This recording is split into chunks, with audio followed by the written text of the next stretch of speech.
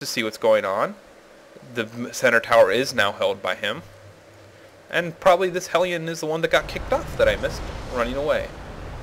Now here's the Mutalisk, which there are not nearly enough of, especially against all these Vikings and a Thor. And I think Jinro could have been afforded to have been a little more aggressive with these Vikings, especially right now. I think Darkforce is scared of these Vikings right now. And that's why he just threw up 2 more expansions. This is the kind of desperation move that players will do a lot, where they feel like they're behind, and they'll just throw up 2 expansions because, well, I'm behind, I'm having trouble spending my resources, I need to do something with them, I might as well do something risky. I, however, do love this amazing creep spread by Darkforce. That's a lot of creep in the bottom left-hand corner. I always think it looks cool on the mini-map, like the Zerg slowly expanding and taking over the territory. And I'm really surprised to see Jinro just leave these Vikings here the entire time. Just keeping them in his space. I think he should be exploring with them. He may catch a few of these Overlords, kill more of them, snipe more Overlords, get some worth out of your Vikings, instead of just sitting here, them here in his base. I'm not sure Jinro normally does this build. Maybe he's trying something a little bit new. But he just doesn't seem...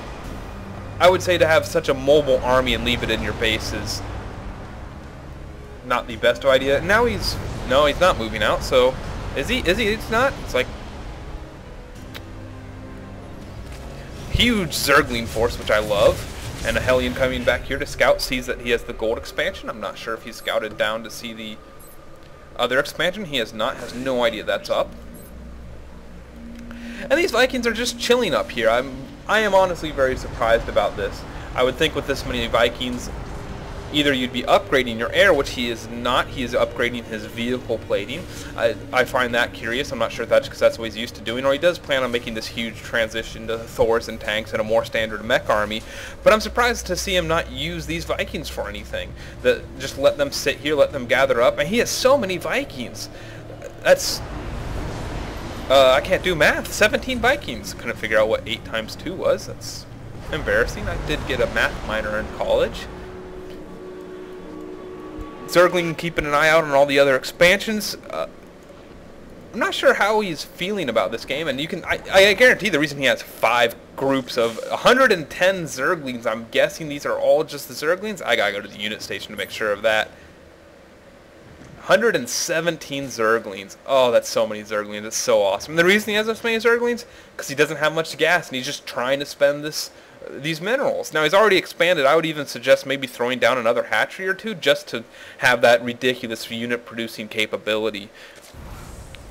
I did miss a little bit of the action here with the Mutalisk flying up here, and it looks like he finally did start sending his Vikings out, but I think they got brought back because the Mutalisk started attacking. This is so many Zerglings. I do love that he has these infestors. Fungal growth works great on air units because the air units tend to really ball up, and you can really nail a lot of them with fungal growth. And here you can see all these Vikings, and he doesn't have nearly enough Mutalisks to take care of this, but this fungal growth hits so many Vikings, and I'm going to go ahead and hold down the... Ooh, that makes things look messy, but see how much health was taken away from all those Vikings.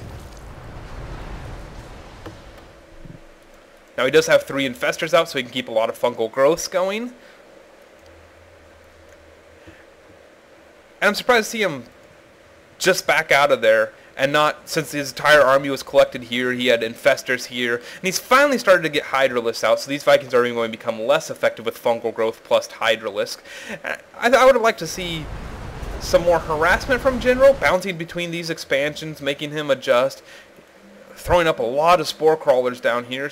I'm sorry, not spore crawlers, spine crawlers, so ground forces would have a harder time attacking. And these Thors have really just been chilling out, finally sending them forward with a few Hellions. And look at this massive wave of Zerglings. I love seeing that on the mini-map. You see all this creep, and you see this big line of blue coming out of the base. It makes Zerg feel like Zerg.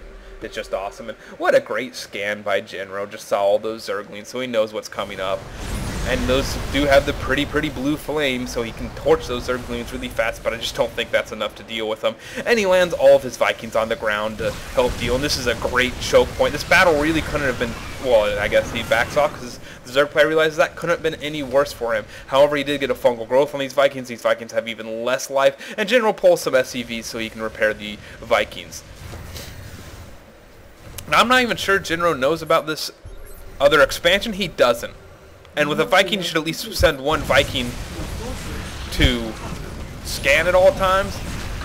To scout at all times. And here you can see now that he's in the open field that he's going to go ahead and throw in these Zerglings. And even though there's so many Zerglings, you can watch how fast they die to all the units. But not fast enough because, well, the Vikings aren't that great at killing Zerglings. Then you have the Hydralisk back up and the Fungal Growth. And, oh, what a great little battle. And now this Thor's trying to run away from all these Zerglings pecking at him. And the Zerglings are just going to do enough damage. And there goes down the Thor.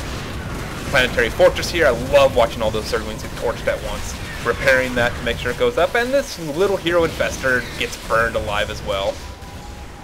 Hydralisk decide not to try to attack the Planetary Fortress and back off. Always a good idea. More Zerglings coming out. Still has so much minerals, and he just can't spend it fast enough. I really think a couple hatcheries would help him out a little bit, even though you're not expanding with them. He is expanding again. Why not? You have so many minerals. It's not going to be that detrimental to him.